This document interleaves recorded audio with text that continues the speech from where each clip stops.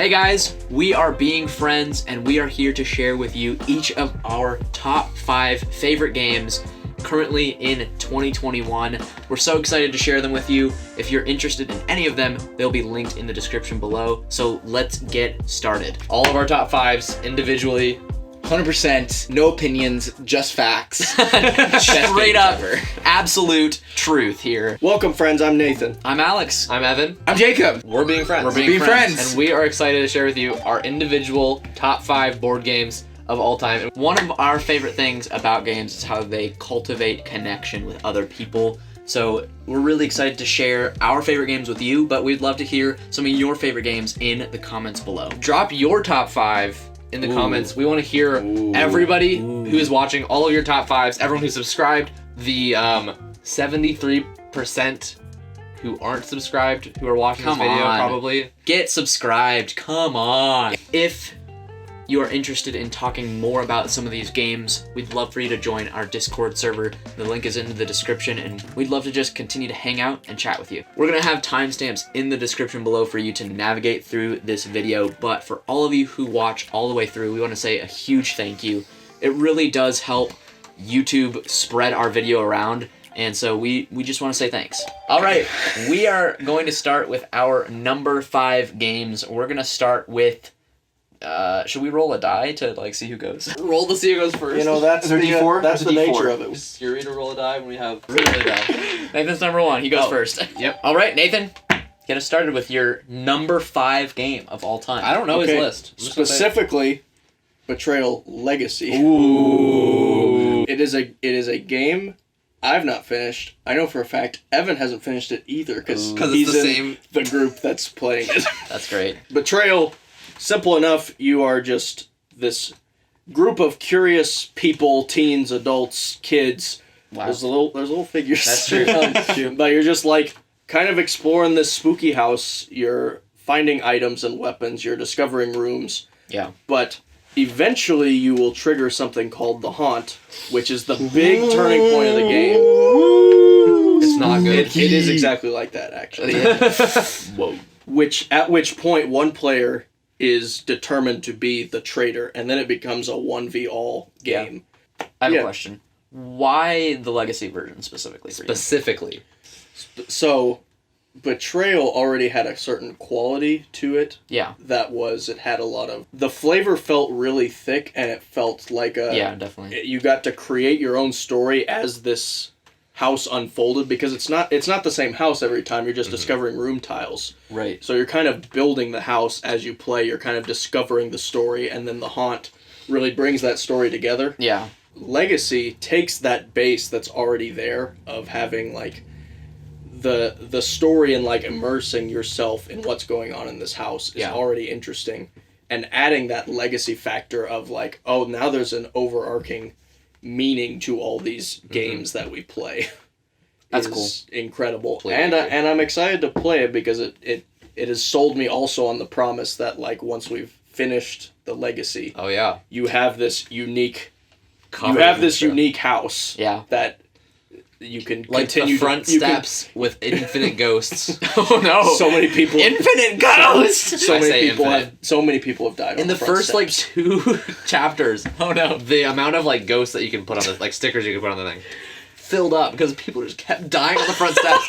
And that's what makes Betrayal great. Like something like that, completely unique to our own story. The front steps of infinite ghosts. Quick honorable mention. A game that would be on all of our lists, but isn't because we all experienced it very much together, is Pandemic Legacy Season 1. And I guess Season 2, but we're still working on that. But Season 1 specifically. Yeah. We love the game, and we think that you guys should definitely try it out if you have a group that you want to play with. It's brilliant, and I think that I recommend it to nearly anyone who's interested in games. Pandemic is a very simple game. It's a gateway game. A lot of families love it. It's co-op. And so starting Pandemic Legacy, if you can get a group of up to 4 players, 2 to 4 players, together to play through the campaign. It's a time and a half. Anyone can play because that starts out really simple, and it builds on itself, and it creates a really great narrative, great game, incredibly exciting. And if you lose... Love it. the game compensates and makes it a little bit easier next time. So we didn't lose though. We never always did lose. No, we lost once. But yeah, great honorable mention for sure.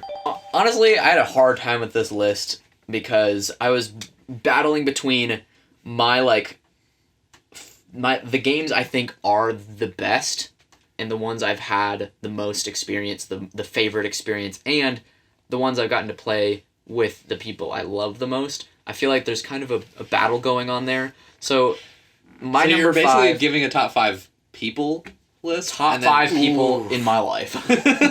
So number 5 for me is Cartographers.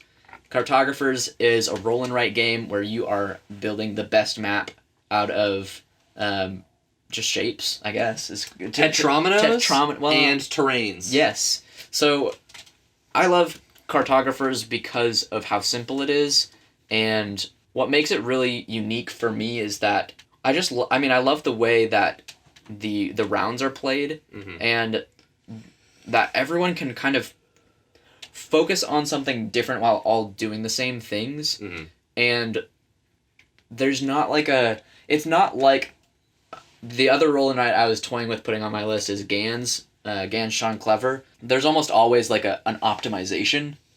Like you're thinking about optimization. Got you. Where the strategy is asking a different question. Yes, exactly. Yeah. Gans is looking for optimization, where Cartographers is almost like it feels more adventurous, more whimsical, where you're taking risks instead of like making plays that are like less ideal. Mathematically, yeah. Like, so I love Cartographers. I love playing it with people, and it's not really a roll and write game, I guess. It's a flip and write. Right. Same genre. Okay, so this is why I chose Cartographers. The people that I love to play games with can pick it up and play, and I could share this game with pretty much anybody, and I think they'd have a good time. And I'm gonna stick with that. I'm gonna stick with my gut. That's great. Heart. If we could all have like a top 15 and be like pretty comfy. Yes. But we're not comfy. We're doing top 5. All right, my 5th favorite game, I think, and this is tough, but like for everyone, is Root. I'm just kidding. Yeah, there it is. There it is, everybody. Root is a fantastic game. It's an asymmetrical game. It's so good. A war game about woodland creatures vying over control of the forest and becoming the most dominant faction.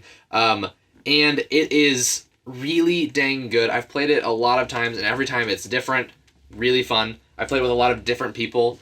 To me, I love pretty much everything about it, and it brings a lot of variety and a lot of really lovely and charming theme to the table. Plus, I'm not tired of it. I just keep wanting to dive into it deeper. And with things like the Clockwork expansions, and the upcoming expansion that we just recently backed on Kickstarter. Oh, baby. That makes it better for 2 players. It's basically just going to be secured as it's basically just going to be secured in my collection as an evergreen game. Guys, so I love it quite a bit. I have news. Cartographers isn't my 5th favorite now. Is it Root now? Evan's explanation of Root just Convinced stirred something in my heart. Anyways, that's Root. That's it for me. Number 5. My number 5 is Hive Pocket. Specifically, Hive Pocket. Specifically Pocket. And I think that Hive would not make the lists. For I think good reasons. Number 1, I just want to talk about how Hive is a great strategy game. If you like chess, this is the classic way to describe it. If you like chess, you will probably enjoy Hive. It isn't as It's been a while. deep as Hive or as chess. It's not as deep as chess, but there is so much to be thinking about when you're playing Hive. It's not as deep. I think it might be as deep. It's as wide. I think it might be as deep. I think there's a lot of aspects of the game that make it great, and I think the reason why Pocket makes it over the normal Hive. We never had the original, but we never have, but we never have a reason to. I've seen videos of people playing it, and I've just been like, that actually disgusts me a little bit because the pieces are like 4 times as big. They're about this big. Not that big. They're almost that big. They are way bigger than I want them to be. They're way bigger. And there's nothing wrong with it, but the thing about Hive Pocket is that I'm just gonna grab it so you guys can see it. People. He's going. Well, this is cool. He's going to his backpack right now, because it's always in his backpack. There. Ooh, guys. Boom. It's so dirty. Ew. Gross. It is kind of...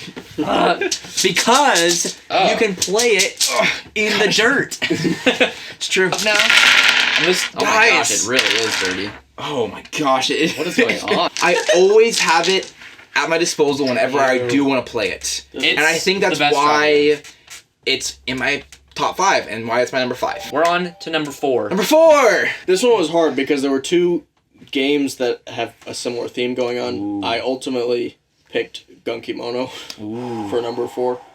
The other contender I'll just level with you was Samurai, which is also...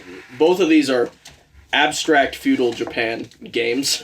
Good. Tell me about Gunkimono because I don't know anything about it. I literally don't know what it is.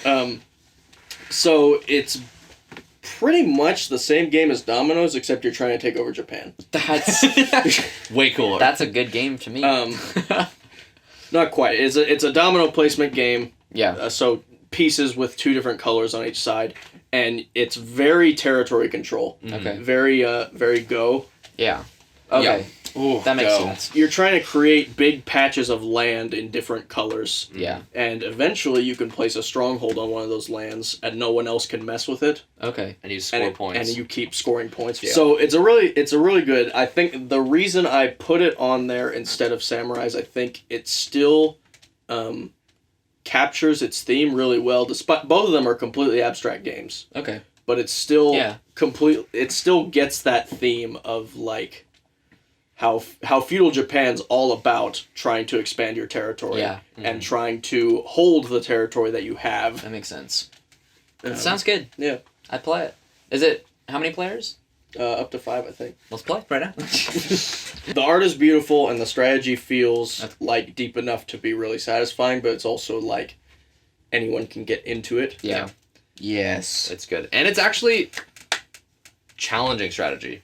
It's not like, it doesn't click immediately necessarily. A specific mechanic of the game is you can at any point, anytime you place a tile, you can score for victory or for honor.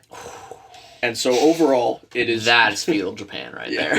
And so, generally speaking, you can score for short-term gain or long-term gain. That's really interesting. And so it's balancing that, like seeing an opportunity where it's like, no, I need to score this high score right now, or thinking about 4 turns later. Yeah. When you want to have high honor. Yep. The honor system is almost like this mini race in a lot of different ways. So cool. it makes choosing to get honor like often really integral. So that's cool. That's cool. My number 4. Wow. Quacks of Quedlinburg. Ooh, great game. Another random and then you do something kind of game. Although the doing something is not a choice. You just pick you pick a thing out of a bag and then things happen and it's great. Quacks of Quedlinburg. You are all potion makers trying to make the best freaking potion of all time. The best potion. And the more good you make your potion, the more money you get to buy better ingredients. And you just start creating these awesome combos of ingredients. Your potions are tasting mighty fine. And then the game just keeps expounding on that simple concept. And you just start feeling really good. Like, it feels so exciting. Until your potion explodes. Boom. Every single round is a push your luck. Because it's random, there's actually... The starting ingredients include the cherry bombs, which if you pull too many out, not boom, good. You're done. I don't think they're called cherry bombs. Really? But I don't know what they're You've called. You've always called them cherry bombs. I think Shut Up and Sit Down called big them cherry stinky bombs. liar. You taught me cherry bombs. Big news. Evan's a liar. I trusted Shut Up and Sit Down. Everyone put Evan as a big fat liar in... Cancelled! Evan's cancelled! He's off the whole channel! He's gone! Good luck! Every round is... It's so fun, it's tense, and there's a moment every single time where you're like, okay, if I pull another one, I could I could just lose. But if I get the right thing, it's so good. It's so important to the success of my potion brewing abilities. It's a blast. It's so simple because there's literally like there's very minimal decision making, which sounds like why would you play a board game with no decision making? There's plenty of decision making. There is. So very not very often, right? Right. There's not a decision. You're not constantly making decisions. You make a decision each round, essentially, and then you play out another round and see how things go. And it's great. I love it. And it's very easy. It's very fun to play. And I could see myself continuing to play this game for a long time. It's one of the most accessible games without taking away from the fun for players who want something like with a decent amount of crunch. It's not a heavy game. No. So it won't satisfy your heavy Euro needs. Never. But I haven't gotten bored of it. I've played it like 20 times. And that's like really That's good. surprising. And I've played it with so many different people. It's like, I gotta show you Quacks. And they always like it. We get it, Evan. You like Quacks too, but now it's your turn to tell us about your number 4 game. My number 4 is Aeons End, the deck building cooperative game. See, it's so good. I thought this was your number 3, so now I'm anticipating. Well, you know what it is. So Aeons End is a boss battler deck building game where you're working together, you're a bunch of breach mages trying to harness the power of the different breaches and cast spells to destroy the nemesis, while at the same time handling all of their minions and all of the powers that they're putting off. And it feels like this really epic boss battle every time. Yeah. Aeons End is great.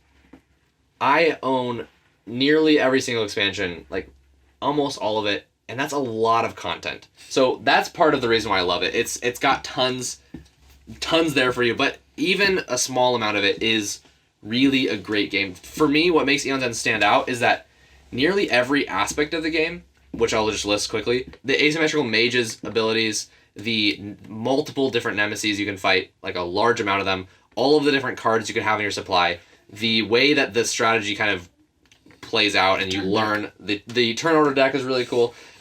So many different parts of the game are all really well done. Things like the card design is like, this shouldn't be this good. It's just fantastic in so many ways, and I've played it so many times with a specific group of some of my housemates that we have played the game a lot. Even the Legacy game, that was also fantastic. Yeah. I haven't played it with either of you guys. I've never played it. Now I want to. So it was just in this. It was in this vague, like, I love Aeons End, and you haven't played it. But now I know what it is. And it's exciting. Know anything? No, I didn't know anything. Wait, Evan's talked about it. Evan's talked about how good it is. Wait, you watched my top 5 deck building games video?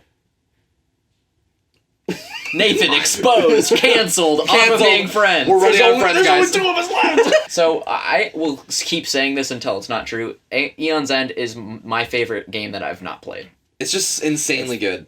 Yeah. And it keeps getting better, and the next expansion that I just also kickstarted, similar to the Root one, has like ridiculous amount of content. It's very exciting. You just like expansions, don't you? I love expansions. But Aeons End just keeps on outdoing itself, and it's just got limitless fun, and it's just brilliantly designed. It's just so good. We also have a good video by a good friend about this game. Aeons End is a game that I recommended to Jonna from One Pip Wonder, and we had a sort of collaboration where she recommended a game, Western Legends. We recommended a game, or I guess I did. Yeah. Aeons End, and we played each other's game and reviewed it. So we'll have a link to both of those videos in the description. Yeah. You remember? Great time. Our friend, One Pip Wonder. So yeah, Aeons End is just insanely good. It's crazy. Jacob. So yeah. Let's go. Number 4. Bing bong. My number 4 is Patchwork. Patchwork, where you make a quilt. Mm-hmm. So Patchwork is a 2-player abstract strategy game where you are... It's a tetromino game where you're building a quilt by taking pieces and placing them on your board. And there's a really cool economy of figuring out how to spend the least amount of turns, but then also like getting the most amount of like spaces filled with your pieces, but then also spending the least amount of buttons or the in-game the currency in the game. That also is your points at the end. All at the same time. All at the same time. Mm-hmm. Pretty great. It's a really cool puzzle that you're trying to, combo off by, like, not really comboing, but being like, oh, I'm going to get this one because I see in the future I could probably get this one, and that's going to be really good because then I can, go off on a couple of these pieces, and you're just trying to basically just... Yeah, you're just trying to fill your board up as fast as you can and just have the most in the end. And it's a really cool, really cute game of just, oh, look at this, like, piece, and it's got, like, this cool little quilt pattern on it, and it's just it's very charming. It's a very satisfying when you, like, get to put it all together, and... Yeah.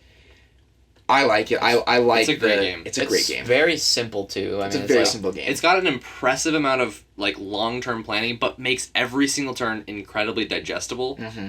Yeah. Your options are very limited on your turn, but the amount of things you can consider, if you choose to, is really exciting. So crushable. It's crushable. It's crushable. Are we on to number 3? We are. Number 3.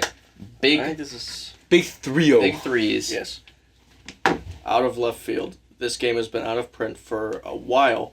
It's not Netrunner. Oh! It's been out of print way longer than Netrunner. Whoa. Heroscape. Oh! Heroscape is a yes. It's a yes from me. It's a bop. It's a no from Jacob because we bop-destroyed you. I played once. And we destroyed and you I got so hard. absolutely wrecked It was epic. by the map and the characters. And Dude, you I was can make just as like, many fair excuses game. as you All want. fair I can make a lot of excuses. Nathan, But I'd had one bad experience, and I'd be willing to try it He again. hasn't stopped pooping his pants since then. Nathan, tell us about Heroscape, Okay, please. Heroscape, the childlike wonder you get every time you play with Legos, you literally get to have it on Heroscape because it is not a set board. No, it's not. And listen, the board can be whatever you want it to be, and I don't mean in the sense of like Catan. It's not.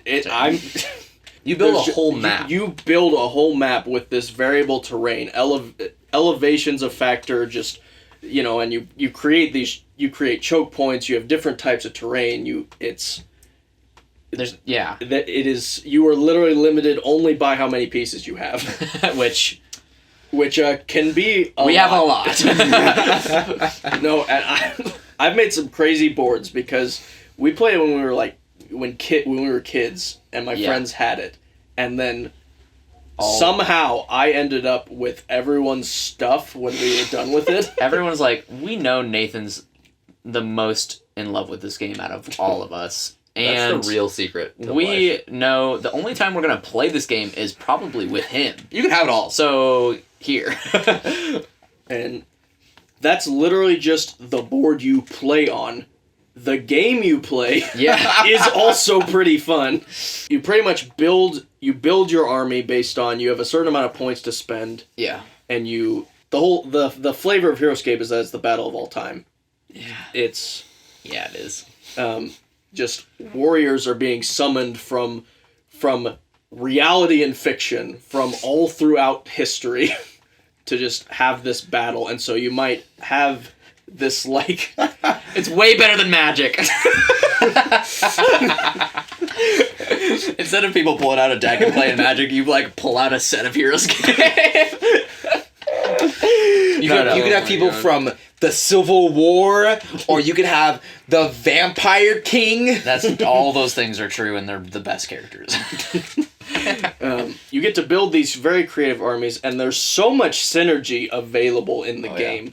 Definitely. Like, if this guy's on your team, all your soldier units get +1 units, get +1 move. Yeah. And then it's like, also, all of your human units get +1 attack, and it's just, you can... Things like that. You can create this huge, like, just unbeatable army, it feels like. Yeah. Until someone makes a better unbeatable. Until you get beat.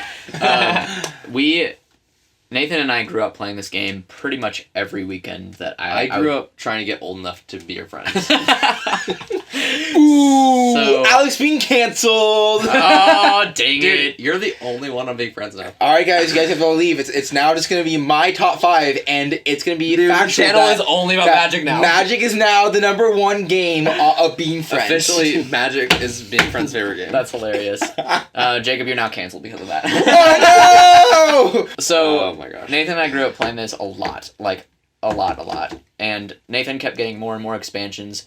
And, at first, we just played, we'll play with all the characters we have. We'll just split them up. Oh my gosh! And we kept doing that for too long, where our games started to be like 4 or 5 hours because we had so many characters, and it was a battle to the last. Battle to the death. And it was insane.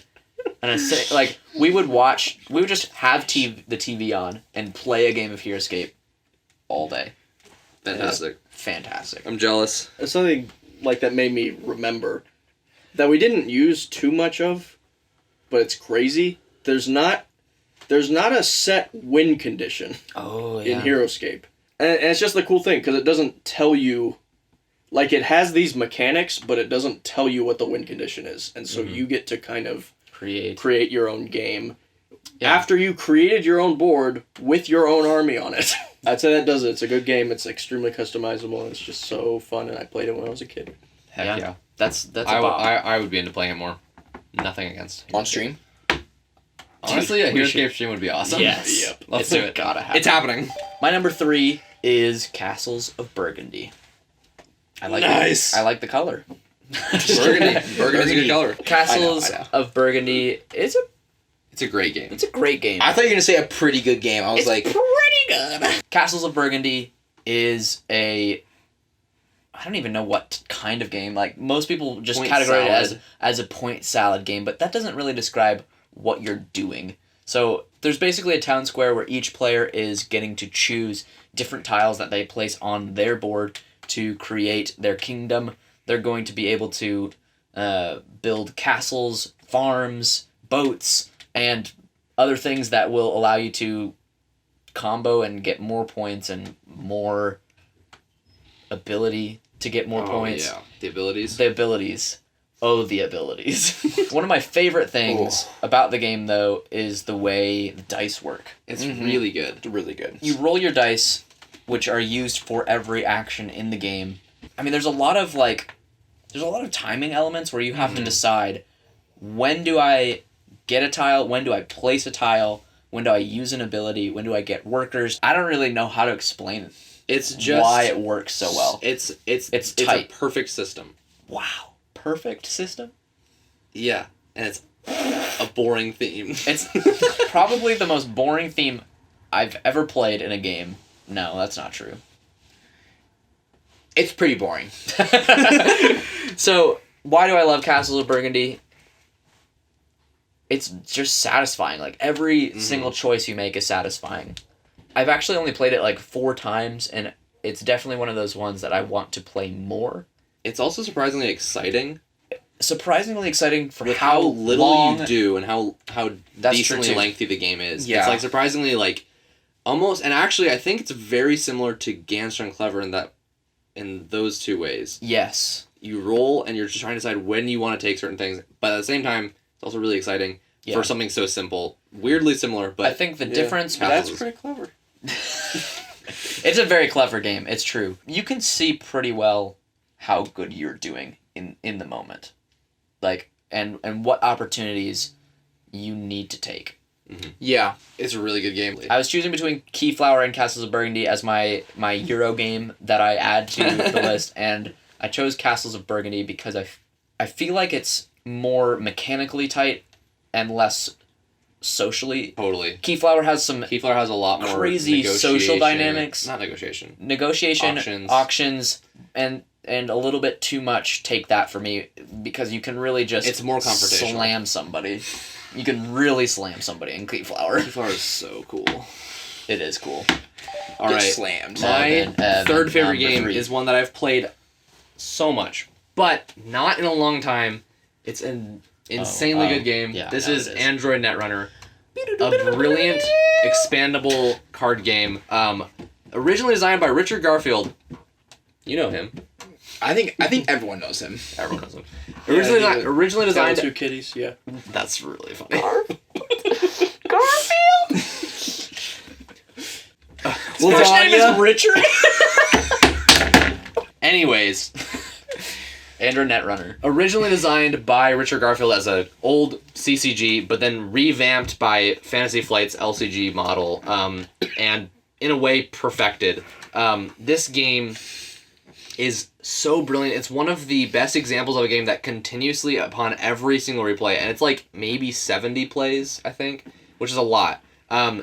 Every single replay reminds me and even expands how much I think that the game is mechanically so deep and so brilliant, and thematically is so brilliant as well, and it all comes together like such a great way. It's to describe what the game is. Please tell me. It's a game where one player is a hacker trying to break into the firewall security system of a mega corporation who's doing maybe bad things. Yeah. That's up for debate. And you're trying to take over their agendas and steal them and get all the information you need. Not And- just any old firewall, though. Ice. Ice walls. The way that the game implements economics and bluffing and building someone's either your arsenal of weapons to use against the ice or the firewalls, or actually building up your defenses. It all comes together in this such a good package. It's such a good game. So I've played Netrunner 84 times. 5 times with Jacob, 1 or 2 times with a bunch of different people, and then like at tournaments, and then 60 times with Nathan. And frankly, that's one of the reasons why it's one of my favorites. Yep. There we go. That was always a good time. Netrunner's great. I want to play it more. They don't even notice my tears. You've played it more than me. Alex, I've played it 6 times and I've wanted to got play it into 70 Netrunner. times. My third is Crokinole. Ooh. It's a dexterity game. And if you've seen our Ice Cool video, you would know that we do enjoy dexterity games a lot. And Crokinole is kind of an old one. I don't know when it was like first... 1870 or something? Yeah. In like Canada. In Canada. It's a Canadian It's game. curling Represent. in a circle. It really Basically. is. It is the game. Well, just like you just like you feel, just like this game is really good. I haven't even talked about like what you do. You're flicking these little pucks in like this like circular board, trying to like get it in the middle. So similar to like curling or shuffleboard. Yeah. Where it's dexterity and you're trying to get these things in a certain area. It's a area control game. In a way, there is very like if you watch pros play it, they're just like they're crazy, like all the geometry and whatnot. Oh. But So much geometry. I got a board recently for like a really good deal and was playing it and was like, oh, this is good. And then just recently I played on like a more expensive, nicer board, and I was like, wow. This is, like, even better. This is, like... Are you about to... spend more money on a board? How much are you willing to spend on a nice board? The next one you get, what is your goal? My goal? Yeah. 600 or more, probably. Every like on this video is $1 that Jacob is willing to spend on a Crokinole board. Definitely. Wow, that's scary. If this video blows up more than our top video... It has 1,000. So I was going to say 1,000, but I was like, I don't know if I would spend 1,016. You guys can beat it. If Share we this get more video, likes than Jacob watch. is required to spend $1,000. I'll pitch on a in. Crokinole I'll board. pitch in. If we get to 1,000 likes, I will pitch in on a $1,000 Crokinole. What, Dude, it's like 1 cent. You're going to pitch Here's a penny. your dollar. Once you start playing, you're just like, oh, yeah, like... This has nothing to do with, like, strategy. This is all about, like, how I'm doing this. Yeah. And you could do better. You could always just be doing better. And you just, like, see these different lines of, like, oh, I can hit that puck, bounce off, and, like, get in a good position where, like, they won't be able to hit me. And it can seem very, like, there's just a lot of rules, but it really isn't. It's very simple. The way you Very describe simple. it makes me want to get really good at billiards. Nice. I just want to get good at Crokinole. And then that made me wish, like, man, I wish there was a mini billiards, and I wish mini billiards was good. But it's not. Jacob, are you done? I'm done. You're done talking about Crokinole? Okay, because we can get back to talking about Android Netrunner, my number 2. Yes! Dude, you beat me. So You have better lists than me. Oh, there you go. does Android Netrunner Does higher? Android Netrunner Wait, doesn't that I can concede that. doesn't that make it like your number 1 game? Doesn't make it... Oh. I don't need to explain What what's the game good is. about Android Netrunner anymore. But why is it Because special? you already did. But I will explain why it is 1 level better on my list. Got him. Yeah, and Evan's just gonna nod through this part because he has already like completely agreed with me on this before. We've talked about this before. The mechanics of Netrunner are so flavorful. Every single card, like playing the card feels like, oh, I kind of like get what I'm doing in universe by playing this card, and it's really fun to think about that. Yeah. And also, oh my gosh, I love bluffing. Oh my gosh, bluffing is so good. And there, It's if you know Netrunner, you will know that I love bluffing when I tell you my favorite card is Mushin no Shin. You literally just play an agenda, the most important thing in the game, and say, go for it if you want. It could be a trap. And It could and be. that's what- It so could it's be like, some I'm random. gonna lay this card here. Either you will take this from me and get a huge advantage, or it will kill you. It basically devolves this epic game into cockroach poker. Yes, it becomes in cockroach poker in one that moment, which is brilliant. this is a stink bug. That'd be hilarious. Is it? Okay. Is it? Okay.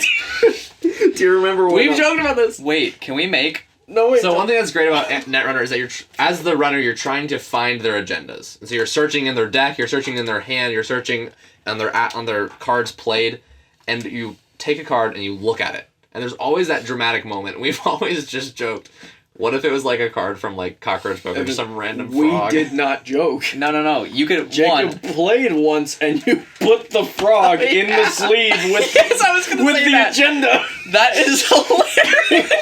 I actually did it. But for real, can we make Cockroach Netrunner?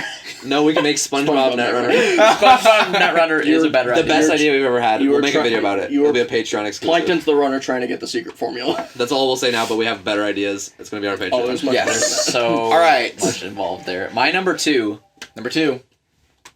Tichu. Your list is better than mine. See? Ah. What did you say again? What is Tichu? Tichu is a trick-taking game. It's 2v2, which honestly is one of my favorite game setups. 2v2. It's really great. It's like It's really you and one other person are just like mind linking and trying to just demolish the other team. There's something fun about 1v1.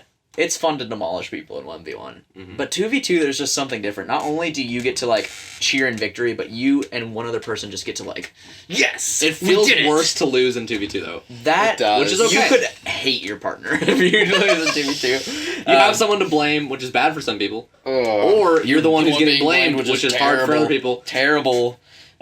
So, it's, I guess, just more volatile with a 2v2 situation. You have higher highs, you have lower lows. It makes the stakes that much more impactful. And then Tichu makes the stakes Tichu, really high. the stakes are juicy. because you're betting. You're not just like playing to win. You're betting on whether or not you're going to do good or Yeah, not. so the one of the main mechanics that makes the game so unique is calling a Tichu or a Grand Tichu, where you basically look at your cards and say, I'm going to go out first. I'm going to do it. And the way that plays out and changes the entire structure of everyone's turns and playthrough of the game is so tense. Right from the very beginning of each round, it gets tense. And it's thrilling and engaging the whole time. And that is true every single time you play. So it's definitely...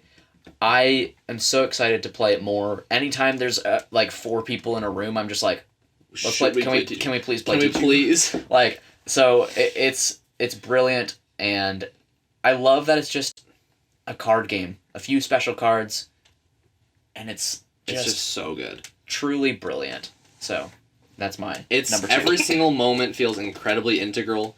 and there's so much weight to every card play. You play a card and you're waiting to see if someone else has a higher card, and then if they don't play, you're like, oh, and the next person, they might drop a bomb maybe. Anyways, Tichu does crazy stuff, and this is an interesting thing. My number 2, I have compared these two games before by them having almost the same amount of weight, the same like epicness. Whoa! Despite Tichu just being a card game, my number 2 game is Mage Knight. Woo! Oh my gosh! But somehow Tichu has reaches those same almost heights. Not the same heights. It's different, obviously.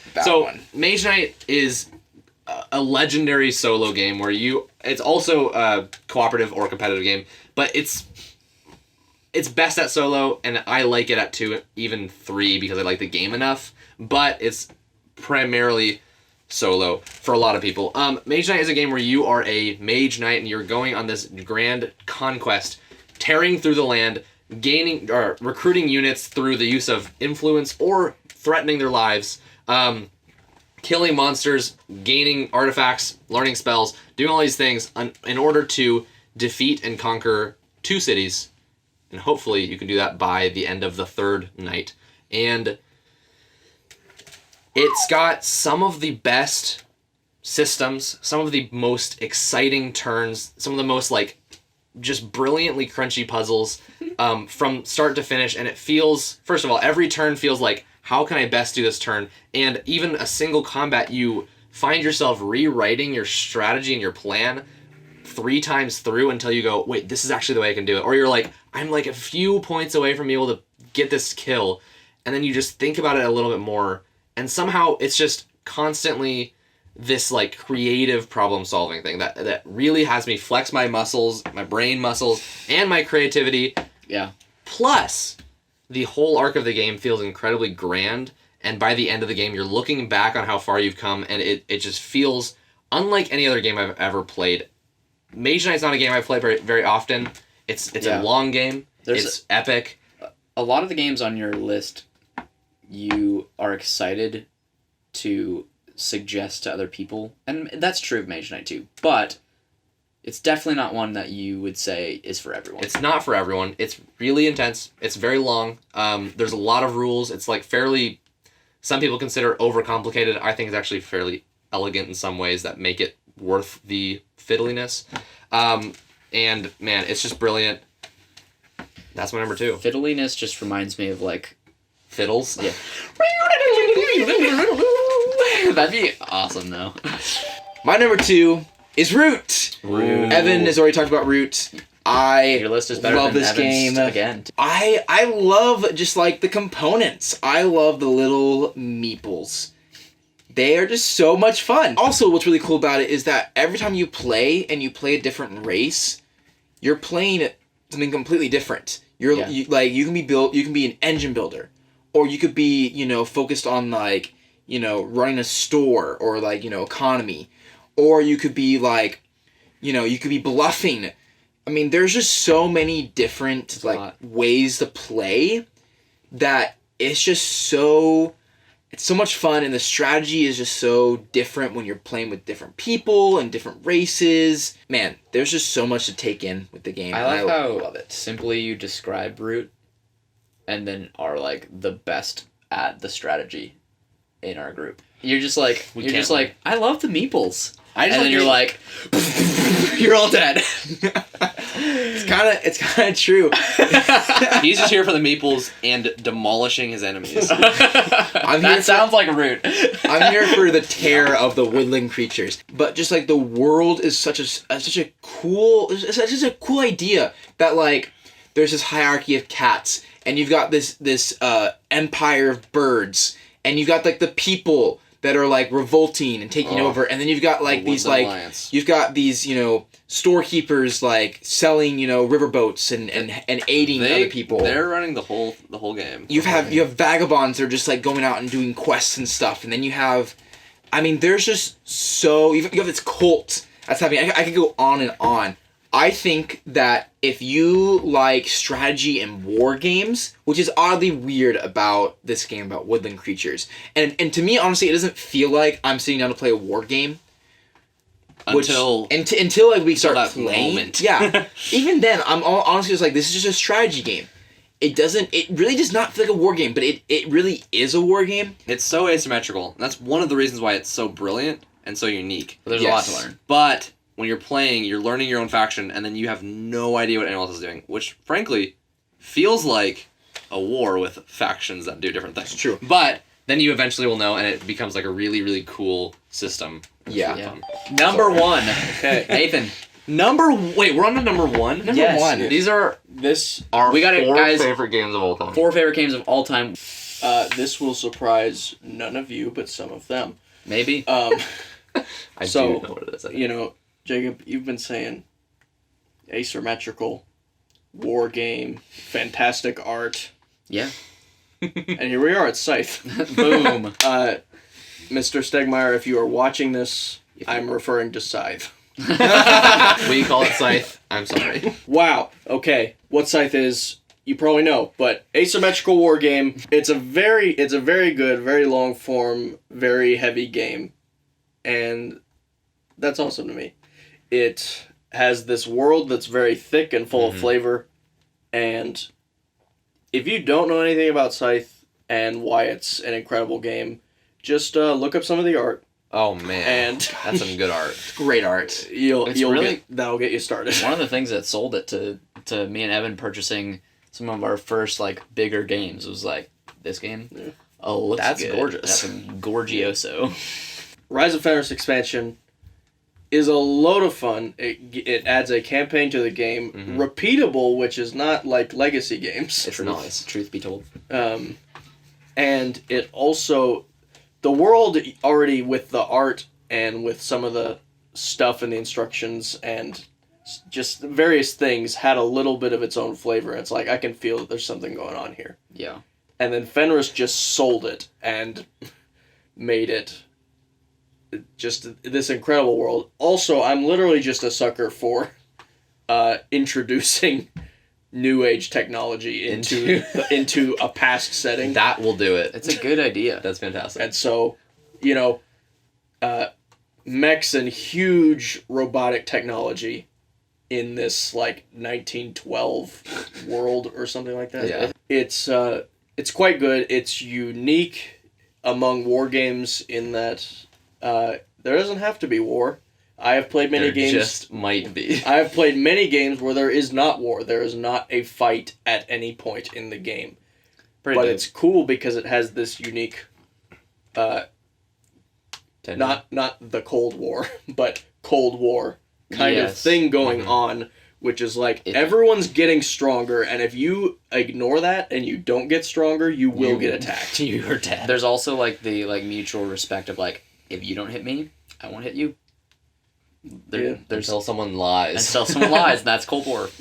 Oh man. Yeah, it's true. I think that's a great I time. think that's especially unique. I think it's also great that you can. There's not one way to win Scythe. There's a lot of different objectives you can complete. Mm-hmm. And completing those objectives ends the game. It isn't necessarily what makes you win. Yeah. Just often it is. Just most of the time. So many times you're playing the game and you're like, okay, I've got like 3 more turns, and then your opponent like Gets two. randomly gets like 3 the objectives, surprise and you're just endings like, can mess you the up. game's over, Yeah. and you're just like, well, that's the game. Last game. It's great. And it's really special to me too because it was the first board game at like this level of loving board games. Yeah. Because it's like the heaviest game I had played before Scythe was probably Catan. But then you guys just showed up one day and you're like, I've got this huge freaking board game, huge compared to anything I'd seen. Yeah. What happened is like, you're a kid and you play board games like Monopoly and Mousetrap and Chutes and Ladders. And Heroscape. I think Heroscape was a Apparently. bigger game than Well. Catan. Oh, okay. For what made it special to me is it was part of that experience. You played those games that you play when you're a kid. Mousetrap, Monopoly, Chutes and Ladders. Those are the ones. Yeah. And And you play Catan. then I found Catan, and I'm like, wow, board games can be a lot more than I thought they could be, and that's the level I was at for a while. I just been like, oh, this is as much as board games can be, and that's crazy. Yeah. And and then I saw Scythe, and Everything changed. I realized that board games are really incredible. Are you telling me that Scythe is your favorite game because it's where it all began? It's where it all began.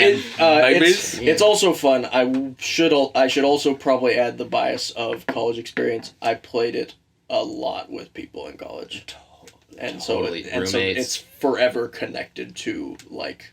Just hanging out. It is with the friends. board game that will forever be connected to me spending time with my friends in college. That's hot. That's perfect. That's smart.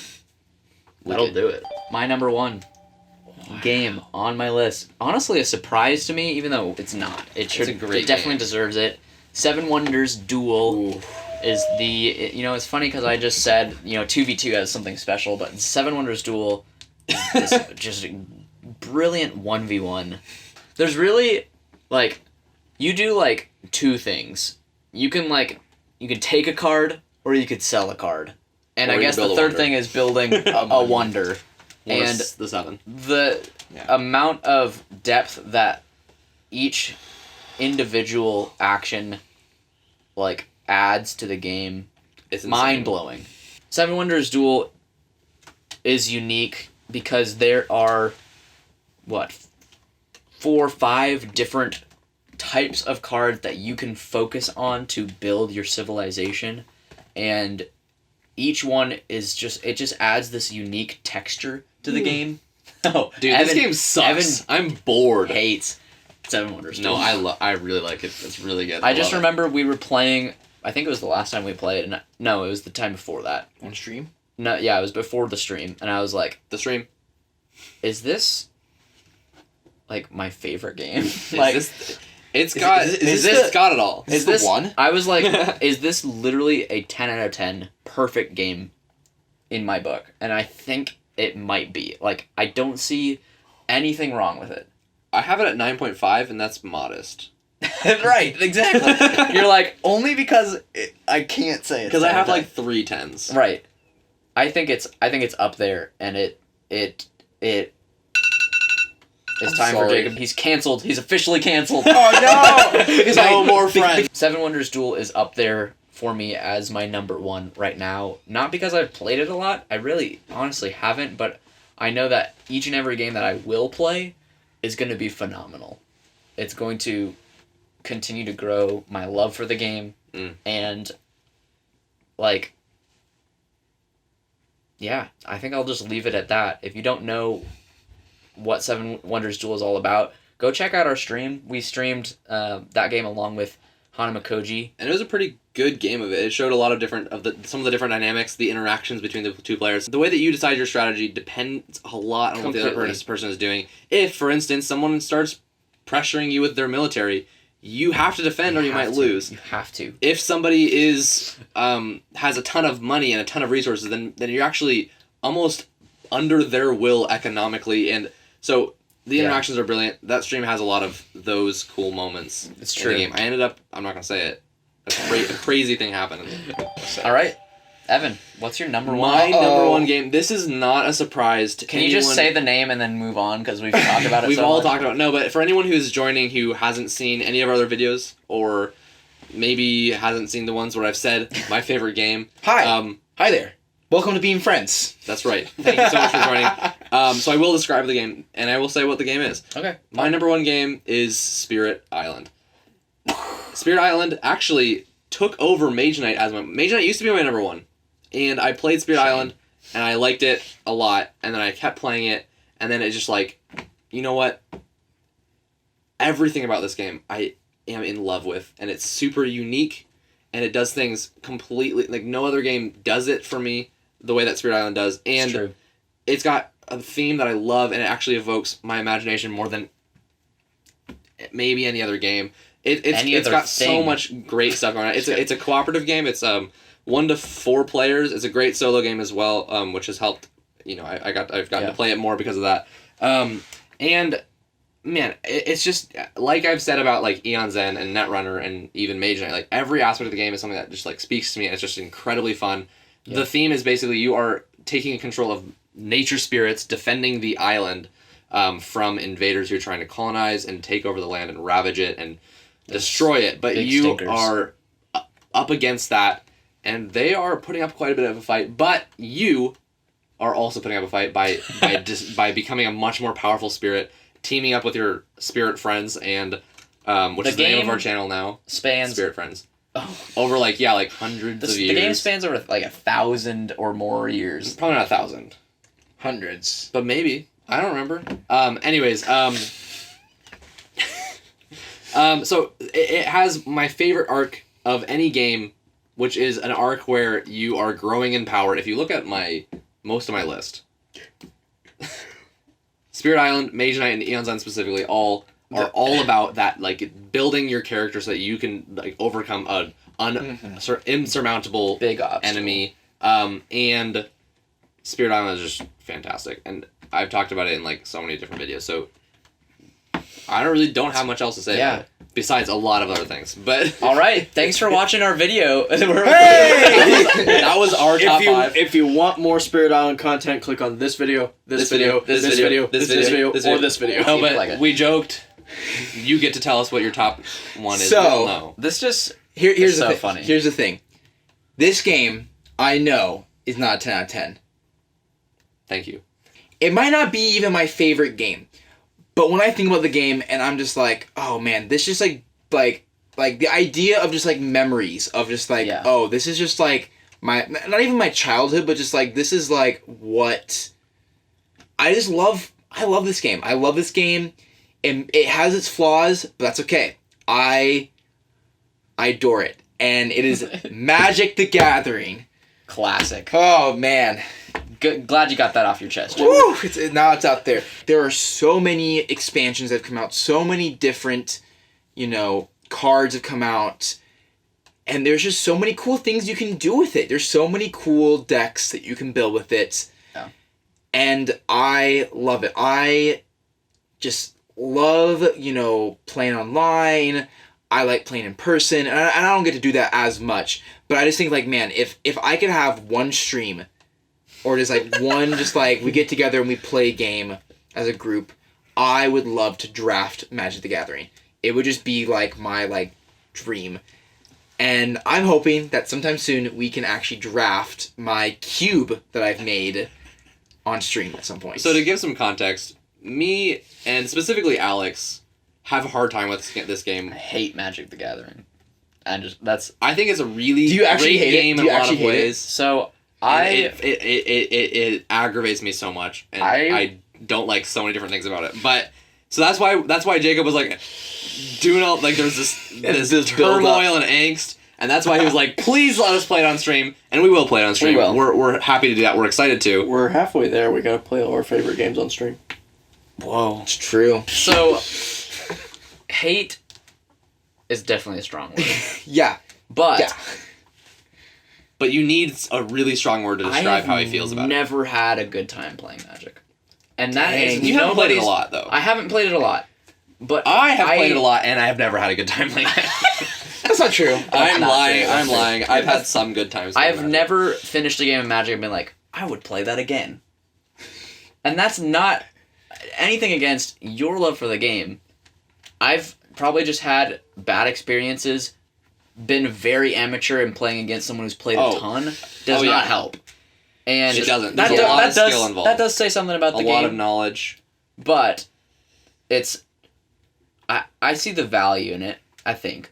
Well, so from my perspective, I also have a hard time with the game, and I don't enjoy a lot of it. But it's really, really good, and it does things that no other game can do, and it reaches certain peaks that a lot of games haven't reached. Yeah. There's so, like you said, the amount of potential with deck building is insane.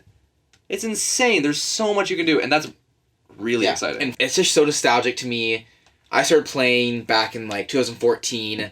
Yeah. And still to this day, I'm that is how we're ending. There's a lot to love in Magic. There's a lot to love in Scythe. There's a lot to love in Seven Wonders Duel. Yeah. There's a lot to love in Scythe. No. There's a lot to love in every game we mentioned. Yeah. That was a great list. Yeah. For everyone. for everybody. Again, we want to hear your top 5s more than I want to hear these guys' top 5s. That's all we talk about, guys. Don't worry, we're gonna make a video where you talk about why you like Magic and I talk about why I don't like Magic. And here's the thing: I totally agree with almost every single point, but still. But it doesn't. It's matter. Like it doesn't have to matter, man, and it shouldn't. Yeah. That's how you know it's a game you like. That is true. That is what makes a game truly a favorite, is that you love it despite its flaws, Or what one might consider it and can admit that there are flaws with it, and still love it. Like that's beautiful, Jacob. Thank you. Thank you for Thank sharing. you. You're uncanceled. Man. So thanks for watching. If you made it to the end of this video, even if you went to the very last timestamp, if you're here, you get a gold star. You get a gold star. Put a gold Thanks star for staying. emoji in the comments. Thanks for staying. And we'll know that you made it to the end. And we want to say thank you. Yes. We've got another video right here. It's Ice Cool. Ice Cool. Can it be Ice Cool? No. Can it be Ice Cool? You guys- It Ice Cool. Everyone say it with me. Ice Cool. Ice Cool. Ice Cool. Ice Cool. Ice Cool. Ice Cool. Ice Cool. Ice Cool. It's true. Guys, this is our favorite video. After watching our favorite games, you have to watch it now. You gotta get into the ice cool vibe.